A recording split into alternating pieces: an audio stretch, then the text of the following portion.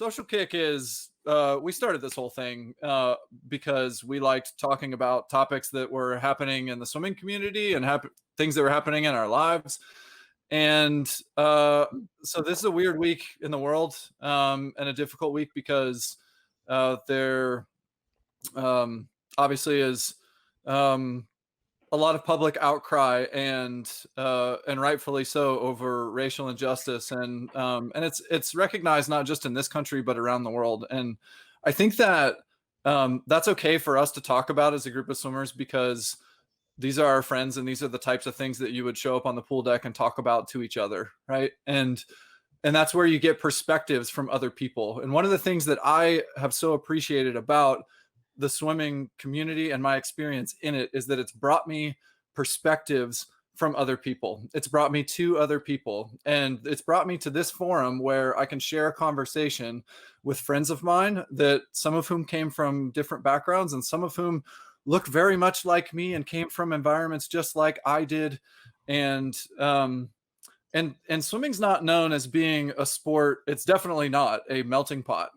Uh, and um, and I feel that as though that has is changing some, yet it is a very privileged sport. And like all of us that have found our way to the sport, I maybe I'm being presumptive in this, but um, many of us were found our way to it because of older siblings, our parents, the environment that we were in, and the good fortune that we had to um, just to be involved in something. And not everyone of every shape, size, color, orientation, etc., has the same types of privileges, environment, circumstances, etc., and those shape our lives.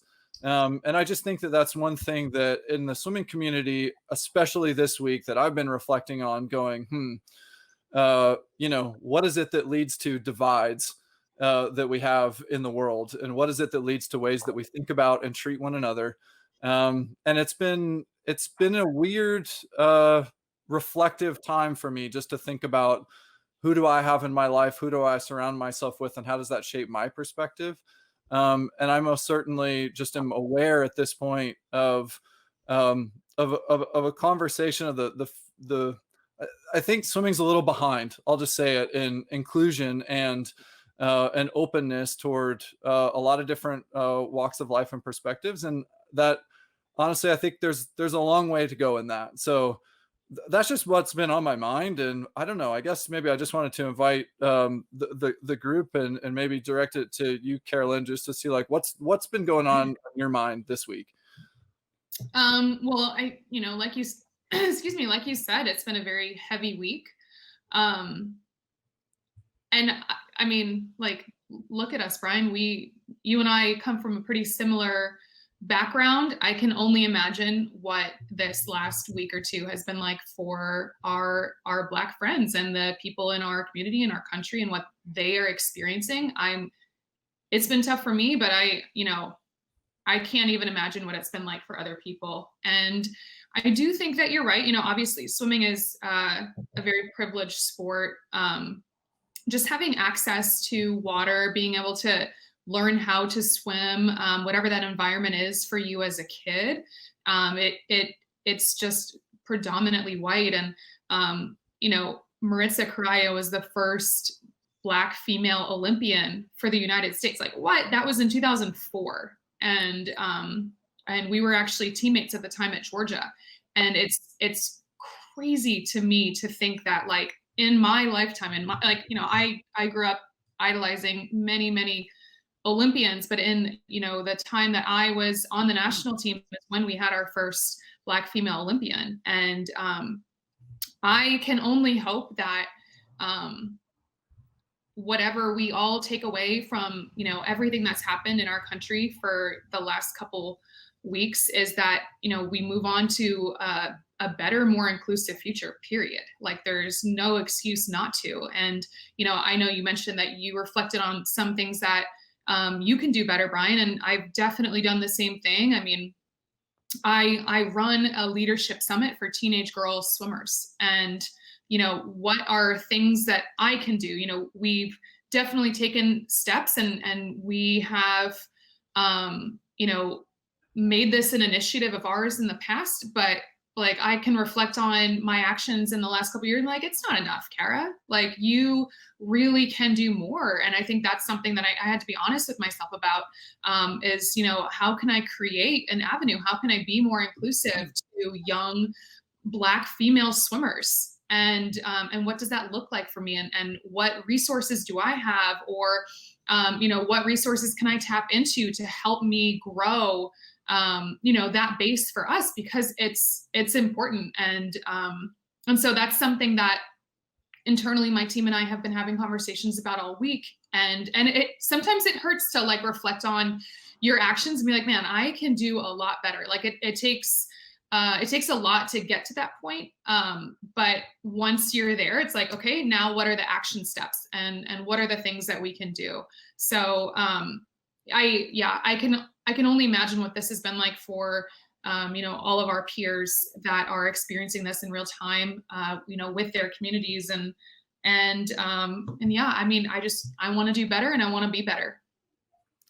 Yeah, it feels so. I mean, my sister's in town visiting, which has been great to be able to connect with family. I live on the West Coast. I'm from the East Coast, and you know, we were talking just about the fact that like this isn't new though, you know, and it's not new to especially to our Black friends who have been living this and or have, you know, had things maybe more present in their mind than I do as a white person. And I think that you know, if this to me, there's maybe it's just because it's the first real time in my lifetime. I mean, like there were some things that happened maybe 6 years ago with Trayvon Martin and Michael Brown. But I mean, like, you know, maybe in my adult life at a more mature state, it feels the most present, and I see more activism and more of an uprising around, okay, this now's the time to do something about it. And I guess I just and it's impacted me in maybe a different way than it has at other times. But I think it's not fair to think that like something's happening now that's new. It's not. Right. You know, and it's not gonna fix itself immediately, and it won't be fixed even with all of us in the near term. But yeah, it's definitely changed my perspective and thinking on it about, yeah, just really intrinsic. So and maybe that's something that I'm thankful for as part of this is, and maybe a good outcome is that as a society that maybe some people that haven't had it land with impact previously, that it does land with impact now, and it influences introspection and you know, and change. So in action, absolutely. I agree. You know, it's good to hear you guys talking, and I think that's one way I've tried to I've taken some solace this week, is that we're starting to speak about, we meaning white people are starting to speak about some of the things that we never really talked about before, about acknowledging the privilege that we have, about recognizing and seeing the systemic racism that's in society, because you know it was never really, especially not, take back to our sport. How many sports of benefit more from privilege than swimming? Golf, perhaps? I mean, access to facilities, elite country clubs for pools. Only certain neighborhoods had pools. I'm going to back to Trinidad and Tobago, where I grew up. Not many of us are white. 1% of the population is white. We had 4 pools growing up. One of those 4 pools, the long course pool, was seen as a white club. And that was the only long course pool in the country. Everybody swam. And everybody meaning all races swam. But who made the Olympics? 6 male Olympians for Trinidad and Tobago. 5 of them are white. You know, why is that? Yet, and we got told growing up, blacks are too big boned, they're muscle bound, there's no way they're going to be good swimmers. And I got told that as a 11, 12-year-old. So what are you doing, Kara, of those young swimmers? It's so important. And then one of my heroes showed up, and I shook his hand. I took a picture of him, Anthony Nesty. You know, Anthony was born in Trinidad, and he grew up in Suriname, and he's the first black swimmer to win a gold medal. There's actually, I just read actually today, there was a black swimmer from Holland who won bronze in the 70s to 2 German swimmers who eventually caught for doping. So that would have been the first gold medal, by the way. So I was like, I always knew, it was like, no, it's not. What are you talking about?